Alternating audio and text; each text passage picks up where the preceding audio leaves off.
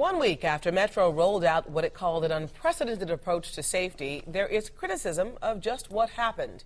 It was a big operation with what critics have called questionable results. This evening, reporter Ted Oberg is investigating Metro's bus-safe operations. Ted? Gina, you paid for 81 cops to saturate Houston Metro's bus stops and bus routes last Friday. Most of them were from Metro, but some of these officers were from the federal TSA. They billed it as a counterterrorism exercise. It resulted in 14 arrests last week. Let's take a look at some of them. 7 of them were for prostitution. 3 of them were for drug arrests. 2 of those, by the way, just drug users. They found 2 people wanted for driving offenses and 2 more warrant suspects. But they also found a lot of criticism.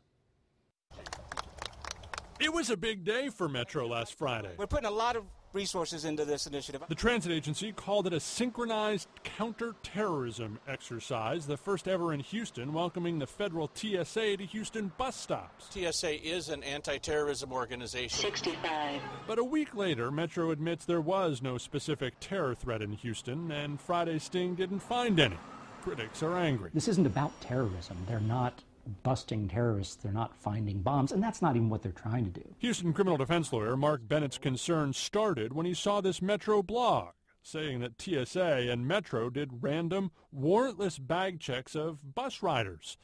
Metro now says they didn't do that. We did 0 random bag checks. I don't believe they didn't do any searches. The reason that I don't believe them is that before the operation, they announced that there were going to be random bag checks, and after the operation, they announced in their official blog that there had been random bag checks. If it was wrong, Metro had plenty of time to correct it. The blog posted 3 days after the operation was over, and it was still there today. Still there? It's still online. Okay, no, I did not realize that. It was corrected minutes later. Regardless of what happened last week, the chief says these bus-safe operations will continue in the very near future.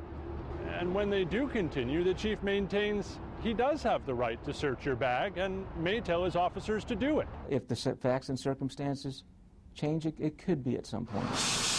When you say to a poor working class person, look, either we search your bag or you can't ride the bus, it says you can't go to work without our permission. But that's not the only concern. Of the 14 arrests Metro made during the sting, 12 were of African-American suspects. And while Metro denies profiling, it is a large percentage. It is something I'll take a closer look at. I don't know that it's fair to say they're targeting African Americans, but they're targeting people in a way that happens to get predominantly African Americans. Is that okay? No, it's not okay. The Metro police chief says he will conduct these bus-safe operations again, maybe as soon as a few weeks from now. He says he has no plans yet to search your bag without a warrant unless threats change here in Houston. Ted Oberg, 13 Eyewitness News.